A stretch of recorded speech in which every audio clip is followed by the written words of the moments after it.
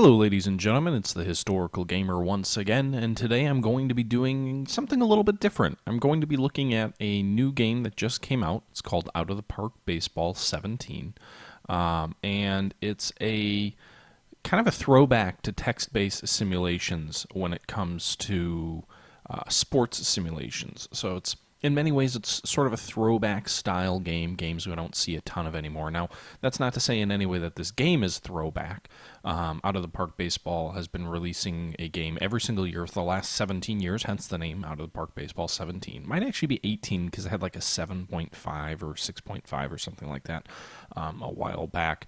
But basically, it's an annually released baseball game. And the big deal this year is that it is officially licensing the Players Association. So last year was the first year that they were able to use team logos officially. There had always been modifications that allowed you to kind of add your own logos in or real logos made by other people in, but it was never an official MLB licensed game. And last year that changed, and this year they licensed the Players Association. So they always used player names in the past because those are actually considered public domain by their reading of the law. Basically, if it's, if names and team names are published in a newspaper, that newspaper, because it's kind of part of the public record newspapers like the New York Times and other things like that, once that information gets out into the public domain, it's considered public domain to some extent. Obviously, you can't copy a news report or news article, but the fact that these team names are kind of out there in the public space, the names, not the logos, the names are public domain. So you'd have kind of real team names with fake logos and real players with fake pictures. But this year that all changed. Now, the great thing about this game is the variety. You can go in and you can play a standard game, which allows you to pick up and play the upcoming 2016 MLB season, or you can go back and play a historical game. When you play historical games, you have the option of playing all the way back to 1871, any of the actual historical seasons that occurred all the way back there. So, I mean, there's a whole lot of options. You can, play back through the Babe Ruth era. I'm kind of a fan of the Milwaukee Braves. I've had, a desire on the series to do a series where you would play as the Braves and you would, or where you would kind of show the history of the Braves, re-simulate it to see if it would be different, but re-simulate the history of the Milwaukee Braves, who were in Milwaukee for something like 12 years and never had a single losing season as a team in Milwaukee, which is a phenomenal accomplishment to have a 12-year team and never lose more games than you won. They actually made it to two World Series, played both against the Yankees back-to-back years, and won one and lost one. Okay, so back to the main screen. There's a couple other things that you can do in the game, and if I'm a little bit disheveled here, I'm sorry. I actually recorded a full 30 minutes and then realized that after the first 3 minutes or so, I paused and then I started recording again, except it didn't record. So that was fun. Anyway, some of the other new features in this game, one of the big new additions is the historical exhibition option. So real quick, I mentioned that you have the ability to play historical seasons, any season from 1871 to 2015. And when you play a season, you can progress into future seasons. You can allow players to progress along their historical abilities, or you can allow for some variation in there. Well, maybe Paul Molitor doesn't develop into the great player he was. Maybe he's just a solid one or a very good one, but not a Hall of Famer. Those types of things. You can also require that lineups match perfectly what happened historically, so the right players will be traded and demoted and promoted and all of that at the same time, or you can allow for complete variation there. In addition to that, you can create your own custom baseball world. So you can create your own hypothetical universe with different teams and leagues and whatnot vying for the championship trophy in whatever world you create. I'm not going to look at that one, but that's another interesting option. The game also supports really easy downloading of online mods. I think that's under Workshop Central. Whoops. So that just goes into Steam. So, but anyway, you do have the ability to really easily load mods in. It's built into the game to be able to download mods from other players. And then you can obviously do a standard game, a 2016 franchise, and we'll look at that more in a moment. But the one thing I did want to touch on here real quick is the historical exhibition option, which that basically allows you to go in, and we'll go in here, and it allows you to recreate a hypothetical series or maybe even a real series, anywhere between 1 to 9 games. It allows you to pit any teams you want up against each other. So, for example, if we want to go into the modern time era and we go and select the 2011 season, we can look and let's say we pick the Arizona Diamondbacks. So the Arizona Diamondbacks of 2011, they were 94 and 68. It gives you a little recap of the season. And then this is under the away team. You'll notice we can actually do something kind of neat. We can go in and we can select the 1957 Milwaukee Braves. And the Braves actually won the World Series in 1957 here. And you've got a little recap down here as well. So you've got a 1957 recap and you've got a 2011 recap. And then you can choose to have it be a series of 1 to 9 games, or it can just be a one-game, simulation.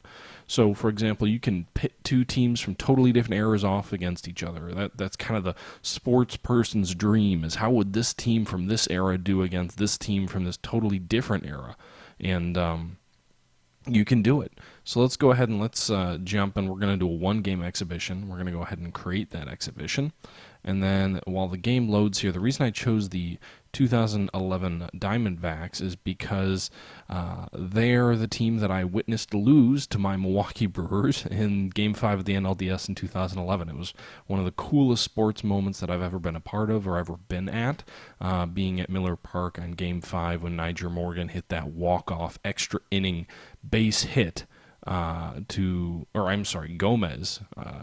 Carlos Gomez hit that walk-off hit. Nyjer Morgan is the one who scored, and it was pretty sweet because I got all confused and couldn't remember. Shows how well I remember that exciting moment. But it was Gomez who scored off of Nyjer Morgan's hit.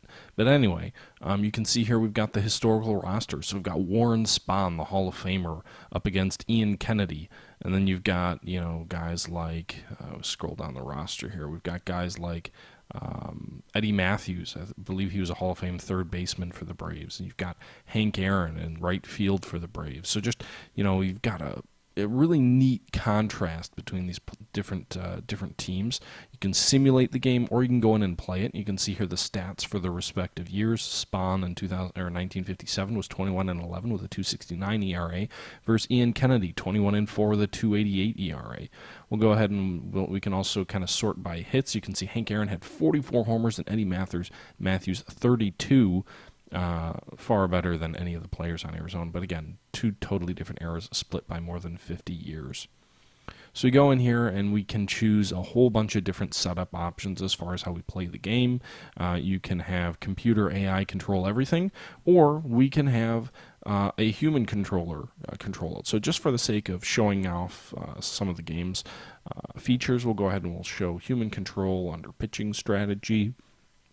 We'll say substitutions and offensive strategy.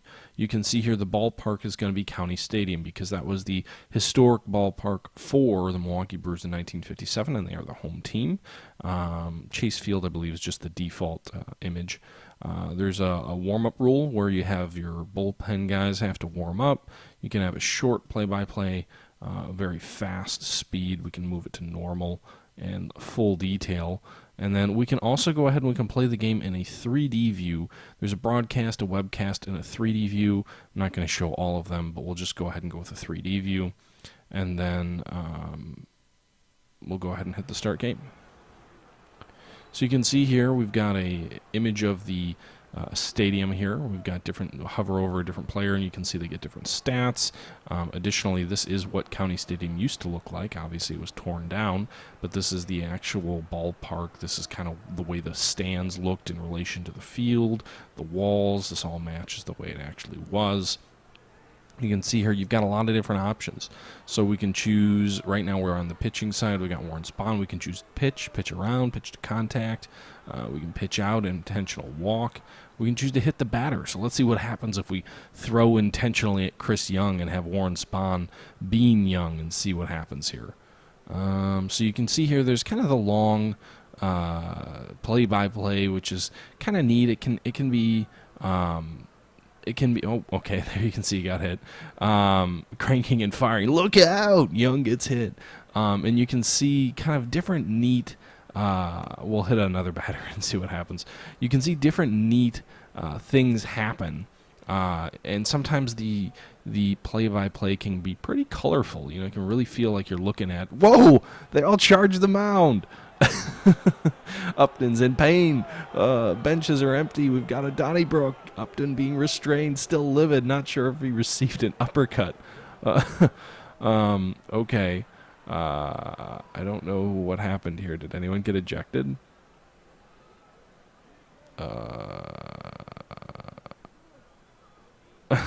Yeah, it looks like we got Warren Spahn ejected from the game. We can't put him back in. Damn. So anyway, we got our guy ejected. I've never seen that happen before. You're gonna be a pitcher. So you can see there we had the chance to substitute. We could put someone in the bullpen if we want. We could let him warm up. It takes him a little while to become ready. You can see there now the bases are loaded. We can pitch out, intentional walk, throw to third, hold runners. There's just a lot of different options. You can even do a pitching, visit the mound, and then it gives you his status. I'm perfectly fine. Let me pitch. Okay, we'll go ahead and let's see what happens if we haven't hit the batter again. I wonder if there will be another situation where they charge the mound. It was interesting. It took 3, intentional beans to actually cause a mound charge. So we got another one. You'd think there'd be another kind of situation if you beaned another guy. You beaned 5 straight batters in a row. But we just hurt someone too, so that's cool. Hurting someone is not cool, but I just mean that's factored in. So it looks like we can kind of keep hitting people now without any consequences. I don't really see. We're not even getting ejected, so maybe there's a. Oh, okay. So we tried to hit him and he fouled it off. Oh, there you go. Another charging of the mound. 1-2. Now a third punch is thrown. This is getting ugly. Coaches are dragging Johnson away. Couple ejections for sure. So this time it wasn't just the pitcher, but this time it looks like both the pitcher and the batter were ejected during this charge mound situation. We've still got that pitcher who's warming up. We'll go ahead and put him in the game. We're down by a lot. We're just going to go ahead and sim to the end of the game. So there you go. Diamondbacks win 9-2 against the 1957 Braves. Not intended as an actual. Obviously, I wouldn't hit a batter every single time. I'd never tried that before, and that was kind of neat. So we'll go ahead and we'll jump into the actual game now. I actually started one and I had recorded for about 17 minutes, and then I realized I wasn't actually recording, so that was just me being a genius. So what we're doing now is we're jumping into a actual game for the 2016 season. And the first thing you'll notice is there is a lot of information. So let's kind of step back. Let's take a look here at the inbox. We'll scroll down. We got a personal message from the owner. And basically, when you first start a season, or actually any season, where you're playing as the general manager or coach, you're going to get different objectives. So you can see here the owner has told us that he wants us to not suck completely in the first season. I don't know what that means. He wants us to sign Jonathan Lucroy to an extension. He wants us to acquire a power hitter, keep building your team up, and reach the playoffs within 4 years. So those are our objectives. You can see you get different reports that come into your inbox as general manager. You get a top 100 prospects list. You can view the full prospect list in this game. And then you get different news items that occur throughout the league. Looks like one team traded Dustin Garneau for Mike Fiers, and different kind of neat little things like that. Additionally, if you want, you can look at different available jobs throughout the league. So one thing you need to keep in mind, this game has an amazing amount of customizability. You can include all of the league's all of the major baseball leagues in real life can be included in this game. So you can have the Japanese Baseball League, the Korean Baseball League, the Taiwanese Baseball League, single A, double A, triple A, Major League. You can include all of these different leagues, and they all simulate out so that you could be a manager of a team in any one of those leagues, or you can get players back and forth from those different leagues. Additionally, while you can choose the team you start off as the manager for, you also can kind of force yourself to work your way up. So, we just started, in our role is kind of, we're a novice manager. We don't have a reputation to speak of. So theoretically, we could go and apply for these managerial positions. You can see here they tell you they'll pay this, they'll last this many years. In some cases, it may share market size and fan interest. But right now, because we started off as a major league manager, we're probably not going to do that. But that's just to give you a sense of kind of the depth of the game. And it's not like you get a job just because you apply. You don't. You get a job based on how successful you are. Additionally, there's a ton of historical items that are kind of kept in the game. We can quit. We can sign team staff. So, we manage our team's hitting coach, pitching coach, those kind of things. We can check out the draft order. During the offseason, we do conduct the draft. There's a waiver wire that we can scour. We can trade players with different teams. We can sign free agents. We can use this tool here to find a player. Man, I keep yawning. It's like 1 a.m. Anyway. So, it keeps the entire league's history as well. So, keeps your manager's history here, keeps your achievements, your general manager transaction history.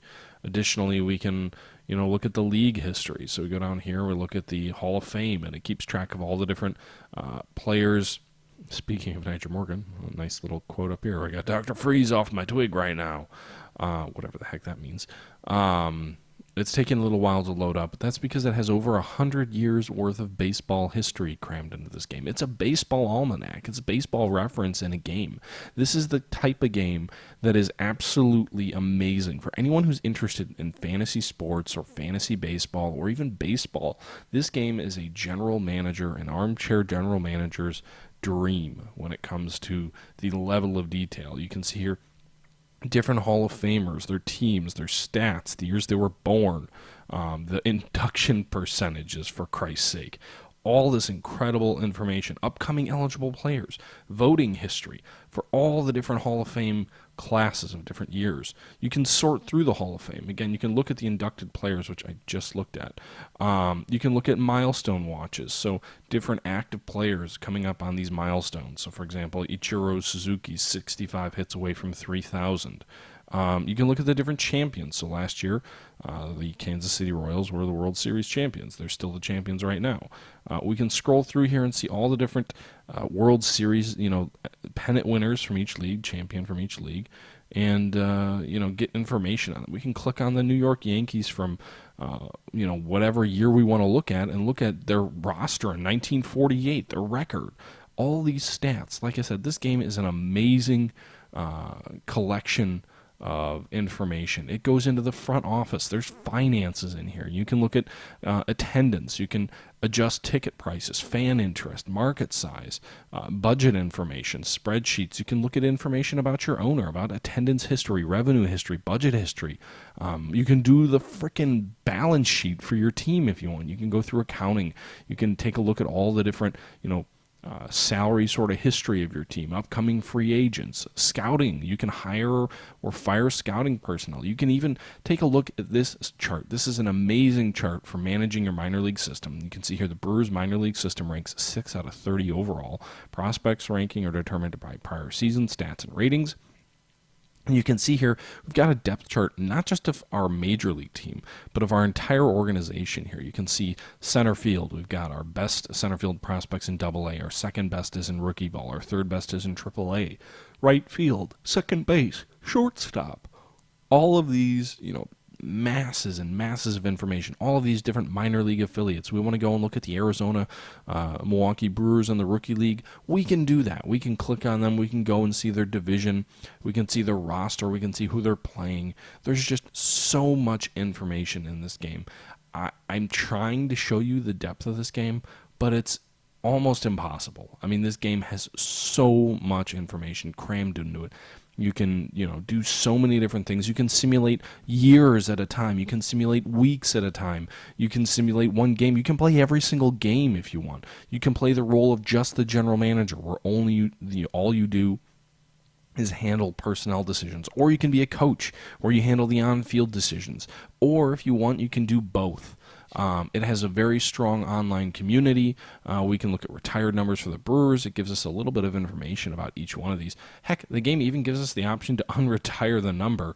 So if we don't like, I don't like Hank Aaron, I want to unretire his number so that someone else can use it. There you go. We've no longer retired Hank Aaron. And then I can go back in and I can retire a number and, add a description. Say, the historical gamer or whatnot is a famous player that we want to retire their number. That puts you in control of that. It has players' injuries. It has, let's go back to, let's look at Ryan Braun here.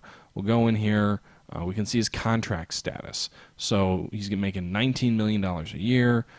We could go and negotiate an extension. In this case, he's way too early to negotiate an extension, so that wouldn't make a whole lot of sense. But let's go back to our team's home screen. Let's see here, our team home screen. And then we'll go ahead and look at Jonathan Lucroy. We can probably negotiate an extension for him. So if we want, we go in, and look, it tells us what he wants, which is way too much money. He wants a 6-year deal for $120 million, basically $20 million a year. We have the option of structuring that contract anywhere between 1 to 10 years. It could be a minor league contract in some players' cases, but in his case, he's got enough service time that basically the only option we have is a major league contract, especially because he's also under contract with us right now.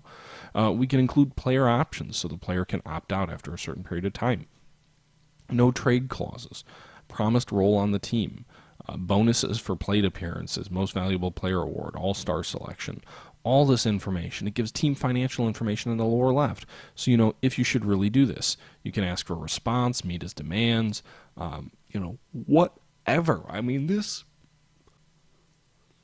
game is just so deep. It includes scouting reports on the players, their potential. You can change the rating levels between 1 to 10 or 20 to 80, which I believe is the historical or actual rating scale that Major League Baseball uses, or 1 to 100, kind of the traditional online rating system.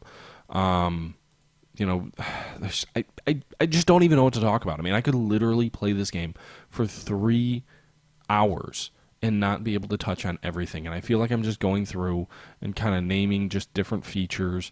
We can sign free agents, check waiver wires, manage team rosters, set lineups, depth charts, pitching staff. You name it, you can do it. This game simulates what it would be like to be a general manager in Major League Baseball. And it's absolutely amazing and mind-blowing to me that you can do all of these things. The game has so much character. It is such a joy to play. I